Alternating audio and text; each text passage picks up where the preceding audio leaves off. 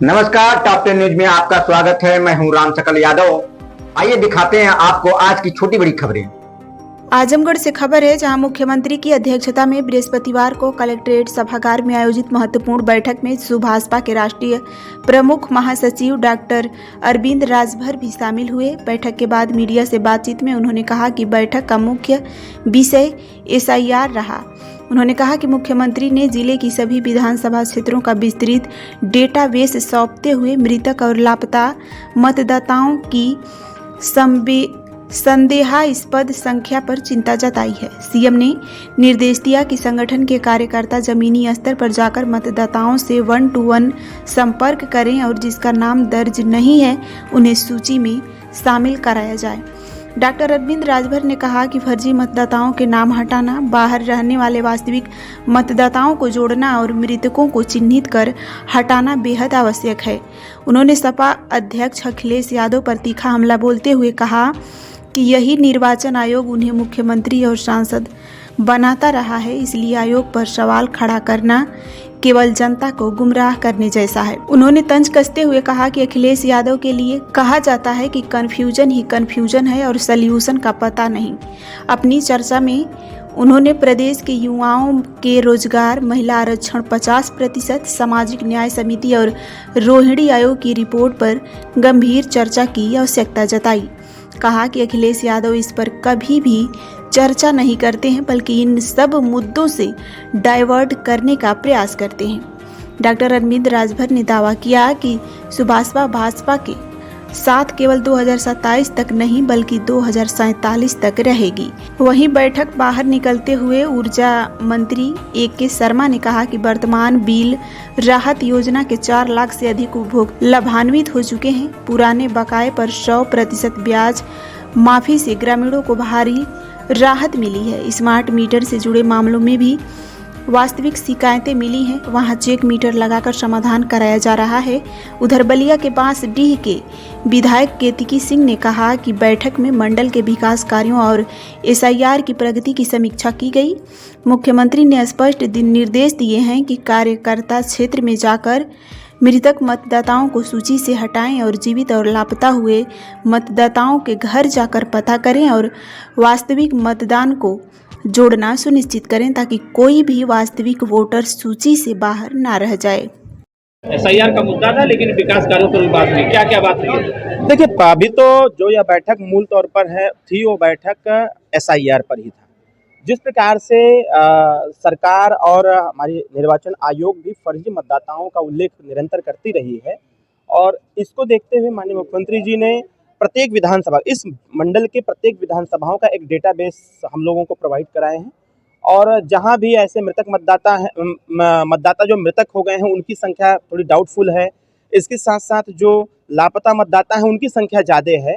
तो उन्हीं सब चीज़ों को लेकर के माननीय मुख्यमंत्री जी ने ये कहा कि संगठन को निचले स्तर तक एक्टिव करने की आवश्यकता है, क्योंकि सरकार से बढ़ के संगठन होती है और संगठन पर के लोगों को निचले स्तर जाना चाहिए, 1-to-1 मतदाताओं से मिलना चाहिए, मिल करके जिनका नाम वोटर लिस्ट में दर्ज नहीं हो पाया उनका नाम दर्ज हो, जो मृतक हो गए हैं उनका भी चिन्हांकन हो कि ये सही है कि गलत है। इसके साथ साथ जिनका नाम, जो लापता मतदाता है उसके बावजूद उनका नाम अगर उसमें है तो उनको भी देखा जाए। जो यहाँ के मतदाता बाहर जाके रह रहे हैं उनको यहाँ बुला करके या उनसे कोऑर्डिनेट करके उनका भी नाम यहाँ दर्ज किया जाए, ताकि यहाँ के मतदाता बन सके। आज आखिरी दिन है, तो क्या आखिरी दिन में कैसे जाएंगे एनडीए के लोग? आज आखिरी दिन नहीं है, अभी 14 दिन का समय बढ़ाया गया है, 25 तारीख तक का डेट पूरा है, और हम आपके माध्यम से जनता से भी अपील करेंगे कि आपके पास अभी भरपूर समय है, बहुत कठिनाई इसमें नहीं है, बहुत इजी गोइंग है, बहुत आसानी से आपका नाम जुड़ सकता है, बहुत आसानी से आप चिन्हांकन भी कर सकते हैं।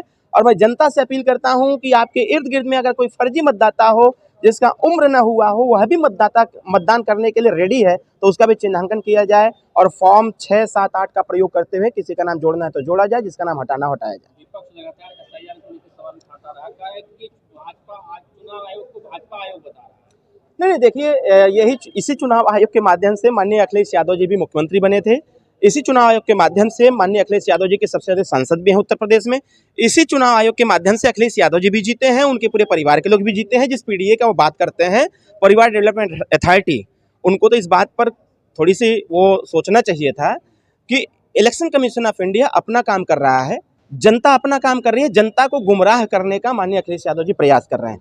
मेरा बस ये सुझाव रहेगा, मेरा एक यह सुझाव भी है, मैं यह कह भी सकता हूं कि माननीय अखिलेश यादव जी को इस समय जनता से अपील करना चाहिए कि जहां भी जो हो अपना अपना नाम वोटर लिस्ट में दर्ज करावें। वो बात का विषय है, जब चुनाव आएगा तो कौन किसको वोट करेगा वो बात का विषय है। जिसकी विचारधारा सबसे अच्छी रहेगी, जो जिसका कार्य अच्छा रहेगा उसको मतदान करेगी। इंडिया गठबंधन बार बार वोट चोरी का मामला उठाते रहते, क्या है वोट? अगर वोट चोरी होता तो सबसे ज्यादा सांसद समाजवादी पार्टी का कैसे होता? मैं घोसी लोकसभा से प्रत्याशी था। अगर भारतीय जनता पार्टी या एनडीए गठबंधन वोट चोरी करती तो डॉक्टर अरविंद राजभर सांसद होता, उनके पार्टी के सांसद नहीं होते। और अखिलेश यादव जी के भी लोकसभा में चोरी काहे नहीं हुआ था भाई? डिम्पल यादव के क्षेत्र में चोरी क्यों नहीं हुआ? तमाम इतने सांसद उनके जीते हैं, इस बात से मैं ताजुब नहीं रखता हूं। अखिलेश यादव जी का यही काम ही है, निरंतर डिस्टर्ब करने का। निचले स्तर पर जो मतदाता है, जो जनता है, वो जनता कैसे गुमराह हो, हम वो कौन सी बात कह दें जिससे जनता कंफ्यूज हो जाए। मैं यह कह सकता हूं माननीय अखिलेश यादव जी के लिए कि एक पिक्चर का एक गाना था कि कंफ्यूजन ही कंफ्यूजन है, सॉल्यूशन का पता नहीं। अखिलेश जी तो कह रहे हैं 43 सीट हम लोग लोकसभा में लाए, 27 में तो हम 250 सीट कैसे लाए? वो क्या अपने से ला दिए?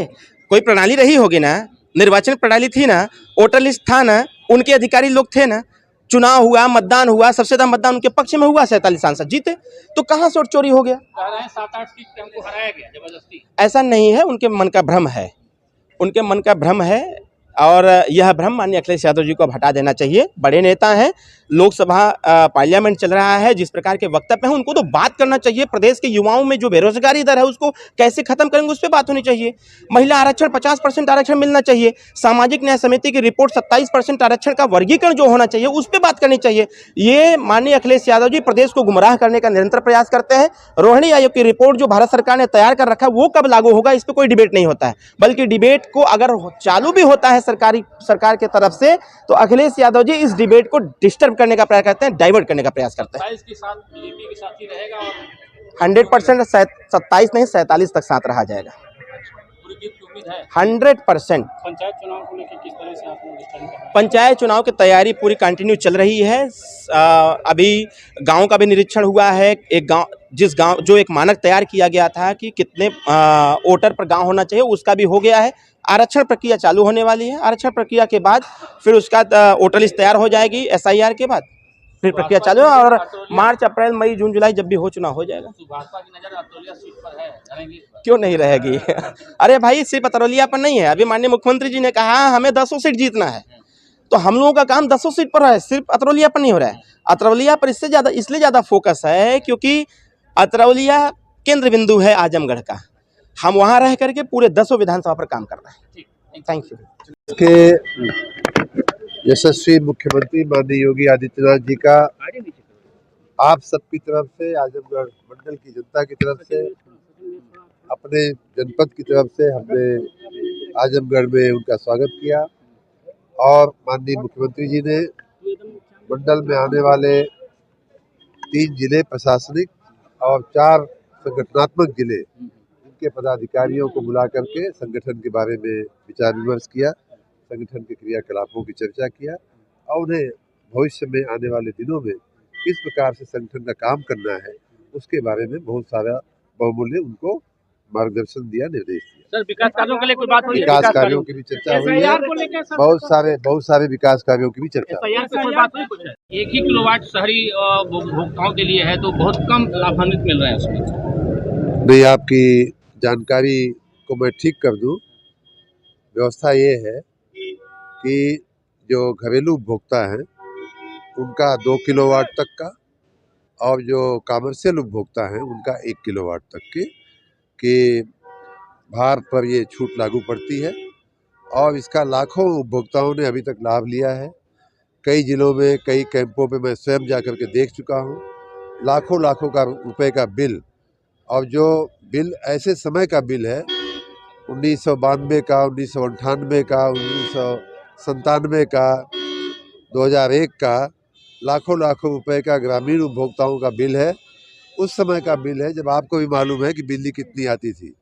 तो पुरानी भाजपा के पहले की सरकारों ने आम आदमी को बिजली दिए बिना बिजली का बिल पकड़ाया है और उस पाप को धोने का काम हम लोग कर रहे हैं। वर्तमान में 1 दिसंबर से बहुत ही महत्वाकांक्षी बहुत ही कल्याणकारी योजना हमारी बिल राहत योजना चल रही है, जिसका अभी तक 4 लाख से ऊपर उपभोक्ताओं ने लाभ लिया है। और उनको मैं एक एक बिल एक एक व्यक्ति का मैंने निकाल करके पूरा हिसाब किताब मैंने देखा है कई जगहों पे जा कर के। हमने कहा भी है मीडिया में कि बहुत से लोगों को 2/3 से लेकर के 3/4 तक उनका बिल जो है माफ़ हो जा रहा है। और मैं मंत्री हूँ, मुझे कहना नहीं चाहिए इस बात को, लेकिन फिर भी कह रहा हूँ जनता को प्रेरित करने के लिए कि जिसका जितना ही पुराना बकाया है उसके ऊपर ब्याज उतना ही ज़्यादा चढ़ा हुआ है। और चूँकि 100 का 100% ब्याज माफ़ हुआ है, उनको उतनी ही ज़्यादा राहत मिल रही है। लाखों का बिल लोग कुछ हज़ार में भर करके बड़ी राहत की सांस ले रहे हैं। 20 साल 30 साल से जो बोझ उनके सीने के ऊपर पड़ा हुआ था, उसको रफा दफा करने का ये बहुत ही सुनहरा अवसर है। अब सबसे मैं अपील करता हूँ कि इसी महीने इस योजना का लाभ लें। स्मार्ट मीटर को लेकर शिकायतें बहुत ज्यादा हैं। कोई शिकायत नहीं है। जहाँ स्मार्ट मीटर जब जिस महीने में लगता है उसमें पिछले महीने का बिल जुड़ करके आता है, इसलिए थोड़ा कई बार ऊपर नीचे बिल दिखता है। और जहाँ भी वास्तविक शिकायत दिखती है वहाँ हम लोग चेक मीटर लगाने का प्रबंध करते हैं। आप अगर ऐसी कोई भी स्पेसिफिक केस आपके ध्यान में हो तो आप जरूर बताइएगा, हम उसमें चेक मीटर लगवा देंगे। मुख्यमंत्री जी ने क्या निर्देश दिया? देखिए, SIR की ऐसी विशेष चर्चा कोई नहीं हुई। वहाँ पर जो बात हुई वो जो चर्चाएं हुई वो विकास को लेकर हुई, कामों को लेकर हुई। और उसी में ही एक बात SIR को लेकर भी ये हुई कि हमें अपने अपने क्षेत्रों में देखना है, काम करना है, बस। तो क्या अधिकारी वहाँ बैठक में कल जनप्रतिनिधि कौन था? नहीं, सिर्फ जनप्रतिनिधियों की बैठक थी। और हमको अपने क्षेत्र का जो विकास कार्य था वो माननीय मुख्यमंत्री जी को बताना था और उनसे जो और काम हम अपने क्षेत्र में करा सकते थे उसके विषय पे चर्चा करनी थी। तो सर ने और क्या निर्देश दिया आप लोगों को किस तरह से एक्टिव रहने के लिए 27 के चुनाव को लेकर? जी बिल्कुल, उन्होंने कहा कि ज़्यादा से ज़्यादा आप अपने क्षेत्र में रहें और विकास कार्य करें। जो भी जनता की समस्या है उसको प्रायोरिटी पर आप सुने और सुनकर जो समाधान करने लायक वहाँ पे हो वो आप करें। अन्यथा आप लखनऊ आकर और मुख्यमंत्री कार्यालय पर भी बता सकते हैं और वहाँ भी समाधान हो सकता है। तो ये SIR पे कोई चर्चा नहीं, इसे ऐसी कोई विशेष SIR पर चर्चा नहीं हुई। बात पे ये भी हुआ कि सबको देख लेना है कि सारी जनता अपनी SIR के फॉर्म भी प्रॉपर्ली भरे। तो ये SIR प्रक्रिया चल रही है, उससे पार्टी संतुष्ट नजर आ रही है? मतलब जो अभी तक हो रहा अधिकारियों का जो रवैया। अब देखिए, अधिकारी तो भाई चुनाव आयोग के अंतर्गत आते हैं, तो वो जो काम कर रहे होंगे वो तो इलेक्शन कमीशन जाने। पार्टी संगठन जो है वो लगा हुआ है, संगठन अपने हिसाब से जो काम करता है उसमें हम लोग अपना काम करते हैं।